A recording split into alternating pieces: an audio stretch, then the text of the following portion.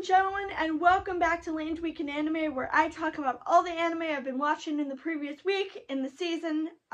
We actually have a couple new shows joining the roster this week, so I believe it's 2 in the green and 1 in the red, because the red one I'm probably not watching again, but and the red one I'm gonna keep open just in case an Ace show moves into the bottom slot, but. The 2 shows in the green that we're adding this week are Dragon Ball Daima, and the Do-Over Damsel Conquers the Dragon Empire. Starting with Dragon Ball Daima, you guys know me. You know I have a thing where if either of my favorite seiyus are in a show, I will watch that show no matter what. And currently my 2 favorite seiyus are Jun Fukuyama and Shotaro Morikubo. Who I discovered was one of my favorites just recently after watching some stuff with him in it, and I'm like, oh my god, this man is a legend. And that's no different here, because he voices a new Majin, who he and his companion are watching previous events from the previous arcs, and they are horrified at how much Goku and Vegeta, how powerful they are.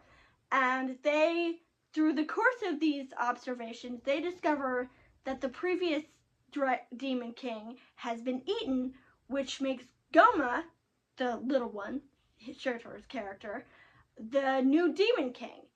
But he is scared of Vegeta and Goku and their power, and he decides that the best way to solve this power is to turn them into children. I'm not making this up. They go to Earth, and it is very funny because they are accompanied by an old man, Namek, who gets in their way and is just very, very slow, and it's absolutely hilarious. Because Goma is just annoyed by everything. It is just very loud. It's so funny. And when they get there and they talk to the Wish Dragon, because they do find the Dragon Balls, who, by the way, are just sitting in the sand. I thought they all, like, dispersed after they're used, and they have to be found again, but apparently not, I guess. But they find the Wish Dragon, and the conversation is hilarious, because the Wish Dragon, they tell him what they want to do, and he's like, wait, so you want to turn them into kids? Okay. What age? But what do you mean? What do you mean what age? 7-ish. Okay. What about the people who are already babies? Because you don't think about it, but you realize that these are actual questions that make sense, and they will completely erase continuity errors down the line, and it's such a funny way to get around it. The only thing I don't like is I don't like Goku's actress. I have nothing against Masako Onozawa as an actress in general. She's a really talented voice actress. I just don't think she fits Goku. I just find it very weird and off-putting. That's just me. Especially since I've watched a lot of the dub and I'm used to Sean Schemmel, so it's very jarring for me, but I probably will get used to it. But I'm here solely for Goma. I'm like 99% here for him, and he is a joy, obviously. And if you're wondering if I'm going to watch the rest of the series, no. I don't have any interest. Please do not ask me to go back and watch the entire series. I don't really care. Also, one of the things that I like about this season is that you don't really need to watch the rest of the series, because this season kind of loops you into what's going on, and it's very easy to follow, especially since this is an alternate timeline, so a lot of the previous arcs events are not canon, so you can just go into it and get used to it. Also, we meet Kai's brother. Kai's brother is the other Majin who is there, and of course he's just as much of a loser as Goma. And we also meet his sister, who is, of course, very hot. Very hot, and she is the doctor on the Majin planet, and it looks like she's up to something. But that is not what we're here for right now. We're here for Goma and his antics. But the other show in the green that is joining this week is the Do-Over Damsel captures the Dragon Empire. I know a lot of people are going to be put off by this show. I completely understand. However, I think they're misinterpreting it, and let me explain in a minute. So the basic premise of this show is that Jill, the main character, who I really like, and is mostly the reason this is in the green, is set to marry someone named Gerard. And she one day walks in and discovers him banging his sister. And of course, Jill is rightfully horrified, which, you know, is great because most depictions of incest in anime are very positive, and this is not very positive. So for that, for catching them and to keep it a secret, Gerard throws her in prison, and he declares to have her executed. She breaks out of prison. She tries to get away, but she ends up being shot with an arrow. But instead of dying, she goes back in time to the day she gets engaged to Gerard, and she decides to avoid dying by telling Gerard, "I'm sorry, I can't marry you, 'cause I've fallen in love with the guy behind me." Except the guy behind her is the enemy they were fighting, and he's weirdly nonplussed by it. So the thing is, Jill in the flashback is 10. And I know what a lot of y'all are thinking, but I get the sense that it's not her they're after, because the way they speak and the way they talk about protecting her, I think there's some asset to her, like maybe there's a power and there's some kind of there's something. So I am willing to give this show a chance. I like Jill. I like the art. I'm very intrigued, which is why right now the show is in the green. But I can tell y'all right away that if this show goes the actual pedo-predator route, it's going down the toilet and it's going in the red. So rest assured, I am on my toes with this show, but we will see.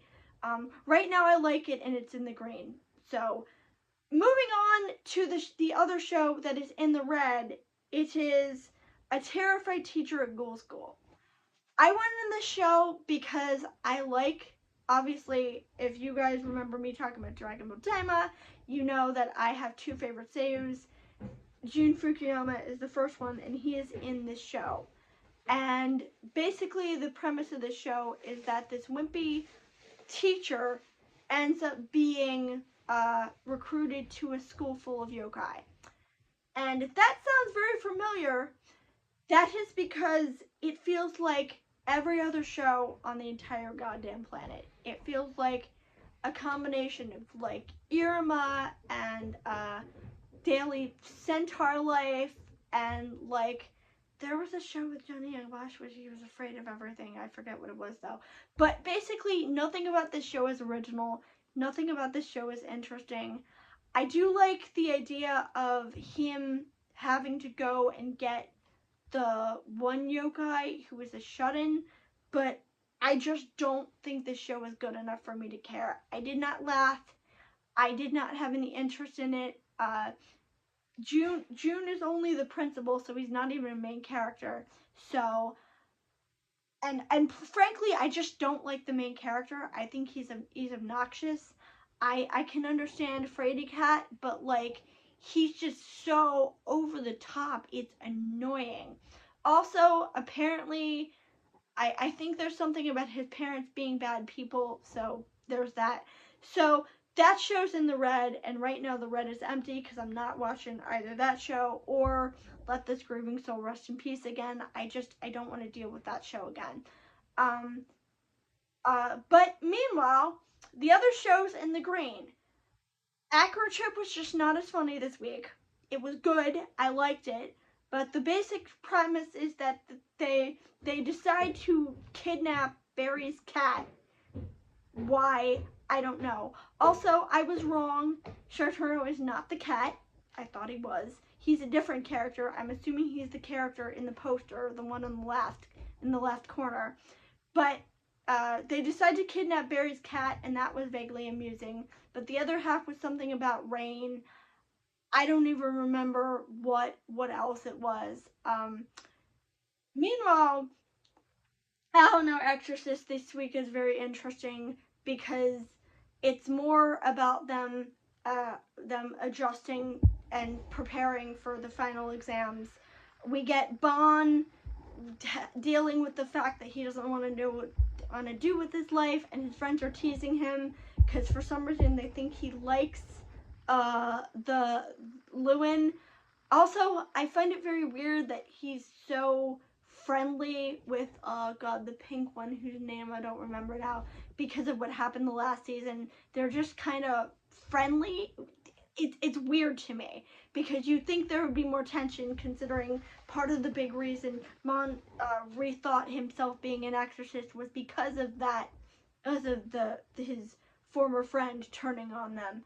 Also, I like the fact that he decides to go straight, and that means he gets rid of his mohawk. And everybody is freaked out and appalled, and they're like, "What are you doing?" And he's like, "Well, I decided to be a little bit more professional." And I think that's very nice that he's, kind of growing up and becoming a better person. And I really like the person that he's becoming.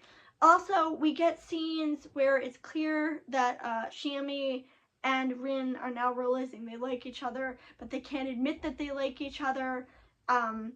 So it's kind of very hilariously awkward because they get stuck in this place, and they get literally stuck because Rin's leg gets caught, and they have an awkward scene where she thinks he's confessing to her, but he's like, wait a minute, or she's like, wait a minute, did you mean that like in a love way? And he's like, no. And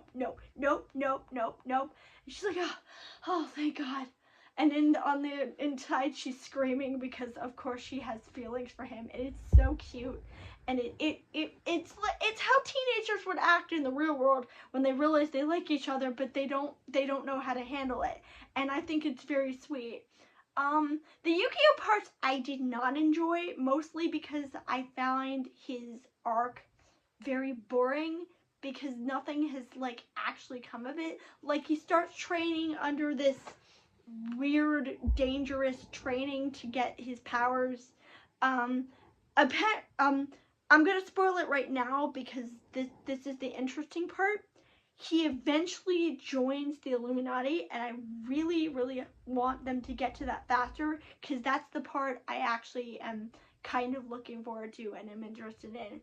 Other ones in the green. There's another one in the green, but I forget what it is. But I actually don't remember if there's another one in the green right now.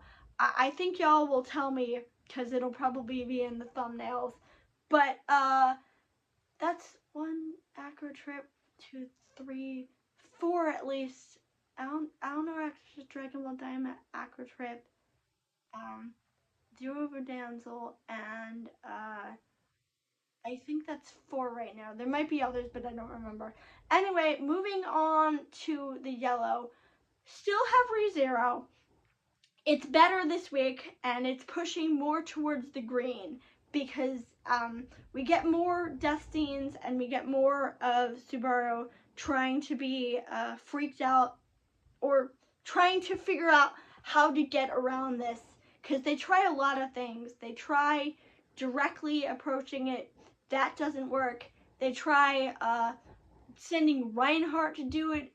That doesn't work. And that scene of Reinhardt having to watch those grisly deaths was horrifying. And I kind of wish there was an OVA where we got to see all the other characters' reactions to those loops because, oh my God, that was so sad for him. But basically, they're gonna have to go at it in a different way because no matter what they do, they keep getting caught by Sirius. Also, we get actual legitimate confirmation that Sirius wants to kill Subaru solely out of spite. because if you remember her last name, and you're like, wait, were they related? Yes. Betelgeuse was her husband.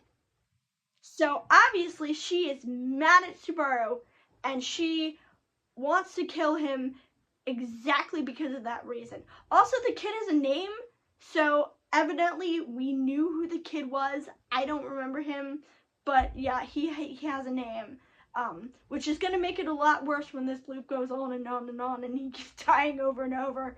That poor child. That scene with Amelia where she's fighting Sirius was really cool.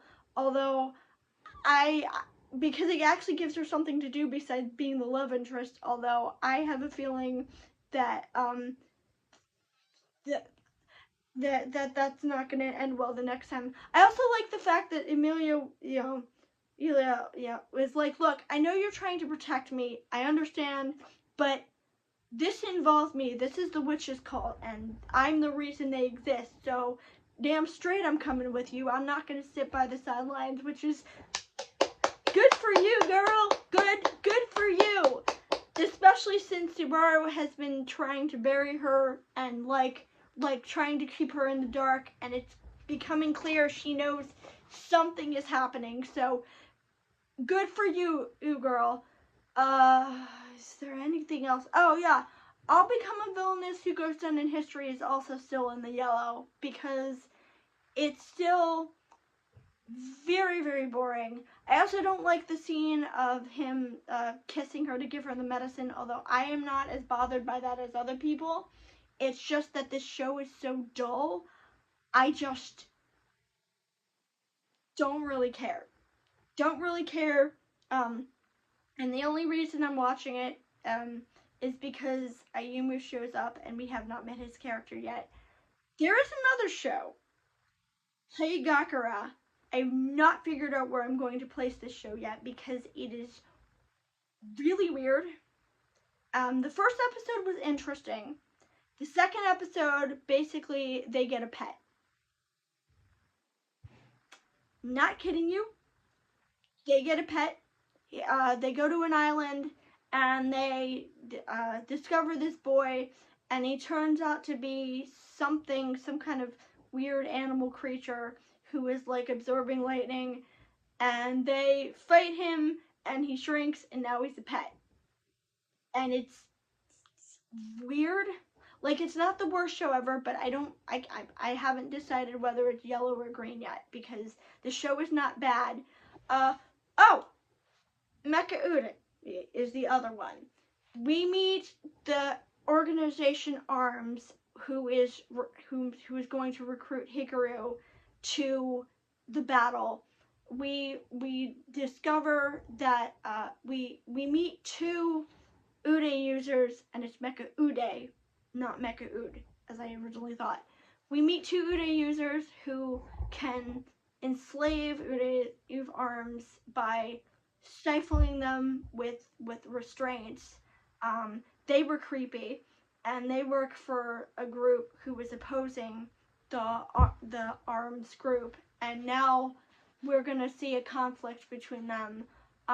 Also, one of the members of the leader of the Arms group, his mecha is apparently Alma's brother, which is interesting, and I immediately called it because they look very, very, very similar to each other. So that's fun. I like the fact that the girl comes back for them, and Hikaru later comes back for Alma because Alma is like, no, we're not going to leave her. We're not going to abandon her. We're going to fight this through because she needs our help. And so he actually crawls off on his own because if you remember, he can't be away from Hikaru because Hikaru, if he tries to fight without Hikaru, he loses power and gets sick.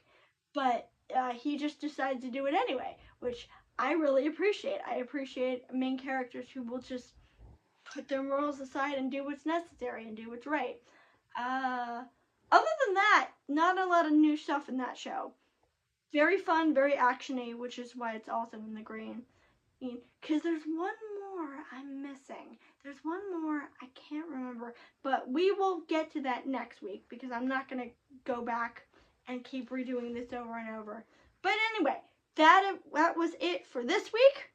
And starting in January, I have another new thing I'm doing, but we will continue doing this. So, wait, what is there one more thing? Oh yeah, if you guys are wondering about the anime nights, those are still gonna happen. I just need to get off of my ass and do it. So, I will see y'all next week.